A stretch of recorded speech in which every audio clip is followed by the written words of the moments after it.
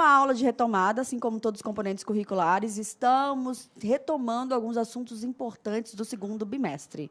Diversidades e diferenças sociopolíticas e geopolíticas mundiais.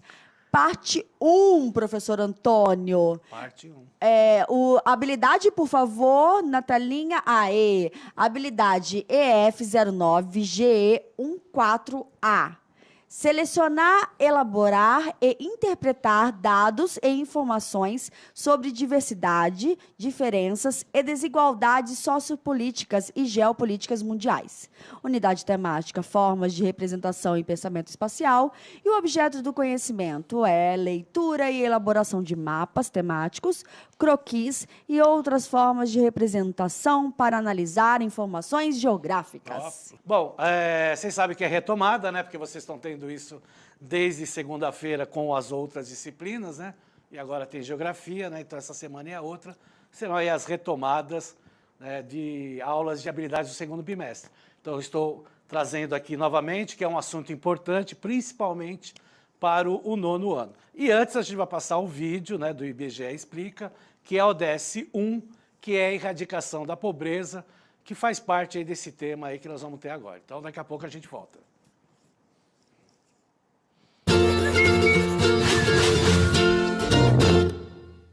Olá, sejam bem-vindos à série especial do IBGE Explica sobre os Objetivos de Desenvolvimento Sustentável. Falaremos aqui do objetivo de número 1. O primeiro dos 17 objetivos é a erradicação da pobreza, isto é, acabar com a pobreza em todas as suas formas, em todos os lugares. Você sabia que quase metade da população mundial vive com menos de $2,50 por dia? São mais de 3 bilhões de pessoas nessa situação. Dessas, mais de 1,3 bilhões vivem com menos de $1,25, faixa que é considerada de extrema pobreza. Você conseguiria viver com isso? As consequências são nefastas. De acordo com a Unicef, morrem 22 mil crianças todos os dias devido à pobreza. 805 milhões de pessoas não têm comida suficiente para sobreviver. E se você acha que hoje todo mundo tem celular com internet? Pense de novo. Cerca de 15% do mundo sequer tem eletricidade. Isso equivale a mais de 1 bilhão de pessoas ou aproximadamente 5 Brasis. Os contrastes são enormes. Num extremo, há desperdício e pessoas obesas. No outro, tem escassez e pessoas morrendo de subnutrição. Enquanto alguns fazem fila para adquirir o último modelo de celular, outros fazem fila para conseguir um copo d'água. Enquanto alguns países gastam milhões em armas, muitas famílias trabalham exaustivamente apenas para sobreviver. Com os objetivos do milênio firmados no ano 2000, conseguimos reduzir a pobreza. O objetivo agora é avançar dentro do tema e acabar de vez com ela. Isso é possível por meio de estratégias como a implementação de medidas e sistemas de proteção social adequadas, maior acesso das camadas mais pobres a serviços básicos, direito à propriedade, estímulo ao mercado de consumo local, entre outros. É um grande desafio, mas que deve ser enfrentado. Estamos apenas começando. Não deixe de acompanhar os outros 16 objetivos aqui no nosso canal. Até a próxima! É isso aí, né? Então, esse tema aí faz muito, né, sentido quando a gente fala sobre diversidades, diferenças, principalmente na questão sociopolítica, socioeconômica que nós temos aqui no planeta, né? Então, eu trouxe aí um esqueminha, né, da DIT, né, que é a Divisão Internacional do Trabalho, que mostra claramente essas questões diferenciais, principalmente entre os países que foram colônias e os países que hoje são aí os países desenvolvidos, que na época eram as metrópoles, né, com raras exceções, né? Então a gente vê aí a Divisão Internacional do Trabalho, principalmente na parte de cima, a divisão clássica, que ela vem após a Segunda Guerra Mundial, que aí nós temos os países desenvolvidos e os países que na época eram denominados aí de subdesenvolvidos. E aí nós temos lá, né, os países desenvolvidos, eles recebem os produtos primários, que são matérias-primas e alimentos, né, e fornecem os produtos industrializados, capitais, empréstimos e investimentos em pouco valor, né? Então, na realidade, isso demonstra o quê? Um certo poderio, né, no comércio internacional, fazendo com que os países considerados subdesenvolvidos, eles acabam, né, ficando mais pobres e endividados, né? Já a nova divisão do Internacional do Trabalho, ela não muda, né, os aspectos, né, diferenciais entre os países denominados subdesenvolvidos, mas que já são alguns industrializados, e os países desenvolvidos com o domínio aí da tecnologia, com os produtos industrializados. Então, nós temos aí, ó, os países subdesenvolvidos, eles fornecem dos produtos primários, né, industrializados, porque nós temos aqui as multinacionais que vieram para cá, capitais, os empréstimos, lucros, os royalties e juros da dívida, né? E fornecem, né, os países desenvolvidos os produtos industrializados com maior tecnologia e capitais, no caso os empréstimos, investimentos produtivos, e aí vem aí o que nós chamamos de investimentos especulativos, tá certo? Então vejo a diferença, que há umas modificações nesses períodos, mas que continua, né, aquele mesmo processo, né, do dominante, né, e o dominado. É essa relação que nós temos desde o processo de colonização, na qual o Brasil, por exemplo, tinha um pacto colonial com Portugal, né, fornecendo matéria-prima, né, e tendo que comprar os produtos, né, de Portugal como sendo aí um atravessador de outros países da Europa. Então, esse processo ele acaba o quê? Empobrecendo o capital, né, no caso aqui do Brasil, mas também de todos esses países que sofreram essas consequências. E, logicamente, isso aí leva um tempo para você, né, reunir, né, se organizar. Existem as exceções, mas depende muito também de que tipo de colonização que nós tivemos, né? A nossa colonização, por exemplo, foi de exploração, né? Já os Estados Unidos já teve aí uma colonização de subsistência, então foi uma relação diferente, né, com a metrópole, no caso dos Estados Unidos, a Inglaterra, em relação ao que nós tivemos de relação de metrópole com Portugal. Certo, Ju? Certo, certíssimo. Todo mundo aqui animadíssimo no chat. Isso é bom, ainda mais depois do almoço, que dá um soninho, né? Vamos lá para a próxima tela. Aí nós temos aí, né, o poderio aí pós-Segunda Guerra Mundial entre as duas maiores potências mundiais. Do lado aí os Estados Unidos, né, com a bandeira aí toda listrada e as suas estrelas representando os seus estados, e a União Soviética, né, com a sua bandeira vermelha, né, com a foice e o martelo aí representando o operário e o camponês.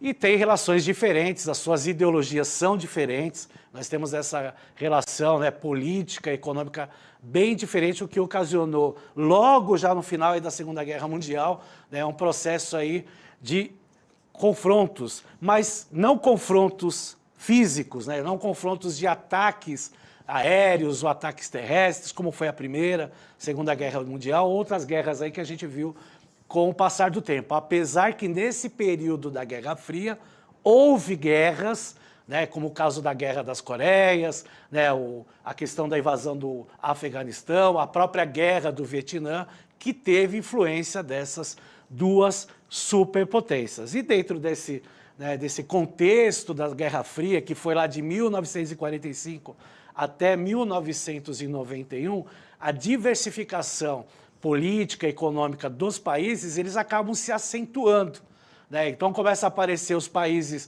dominantes economicamente, como 7 países, né, que é chamado aí de G7. De um lado nós temos aí a relação socialista com o Pacto de Varsóvia, né, entre a União Soviética e os seus aliados, para combater os aliados dos Estados Unidos, na formação aí da OTAN, a Organização do Tratado do Atlântico Norte. E aí nós vemos outras relações que vão acontecendo aí com o passar do tempo dentro da Guerra Fria. Vamos lá para a próxima tela, que a gente vai ver, né, que dentro da Guerra Fria também aparece uma outra divisão espacial no nosso planeta, que é a divisão do mundo em 3 partes, né? Como nós temos aí os países capitalistas, eles têm as suas diferenças, principalmente na questão econômica. Então, quando falamos da divisão do mundo em 3 partes, nós temos lá o primeiro mundo, formado aí pelos países capitalistas desenvolvidos, e nós temos o terceiro mundo, né? O primeiro mundo está lá na cor azul, né, no mapa. Nós temos o terceiro mundo que está em verde, que é formado pelos países capitalistas subdesenvolvidos, né, naquela relação até da divisão internacional do trabalho que a gente viu anteriormente. Mas e os países socialistas? E os países aí comunistas? Aonde que eles vão se encaixar? Nos desenvolvidos ou subdesenvolvidos?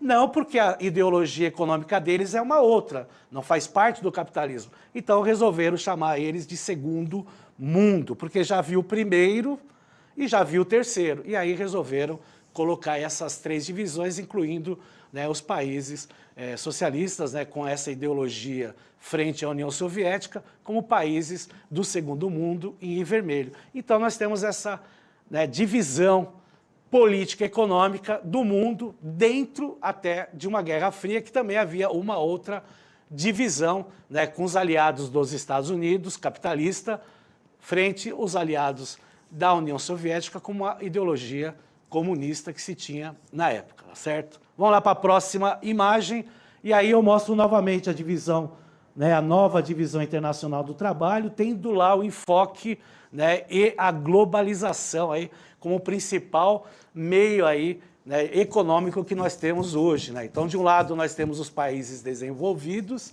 e aí a gente fala aí, né, substitui aquele termo, né, até horroroso que se utilizava na época de subdesenvolvido, e aí fala país em desenvolvimento, mas as características são as mesmas, tá? Até estamos vendo aí nas setinhas, né, os países em desenvolvimento fornecendo ainda produtos primários, isso até hoje, produtos industrializados, capitais, juros, royalties e, obviamente, os lucros das que nós chamamos hoje, né, não chamamos mais de multinacionais, chamamos aí de transnacionais. E, por outro lado, né, os países desenvolvidos continuam lá, produtos industrializados, de tecnologia superior, capitais, empréstimos e investimentos, tanto produtivos como especulativos e tecnologia. E lembrando, né, quando a gente fala nessa questão especulativa, nós estamos falando das bolsas de valores, que acaba influenciando aí, principalmente no final da década de 1990 para cá, né, o ritmo econômico do mundo, né, tendo as crises econômicas influenciadas pelas quedas de bolsas de valores no decorrer aí de um certo período a partir da década de 1990, tá certo? Então, várias crises econômicas que foram mundiais, elas acabam sendo influenciadas pela Bolsa de Valores, porque, obviamente, né, as principais empresas mundiais acabam, né, colocando as ações das suas empresas para girar capital dentro da Bolsa de Valores, né? Então, qualquer crise que havia numa Bolsa de Valores faz um efeito dominó, como, por exemplo, em 1998, com a crise lá da asiática, né, Hong Kong, né, tombando, né, e depois vindo outras crises, a de 2008 nos Estados Unidos, a crise imobiliária e outras que nós tivemos aí no decorrer do tempo. Já não bastasse as crises econômicas brasileiras, né, Ju, ainda tínhamos as crises mundiais aí para sofrer as consequências. Quero agradecer a professora Ju para outra participação, que agora vai ser contínua, né, que nem o PNAD. Até a próxima, não esqueçam de avaliar a tela. Um abraço a todos.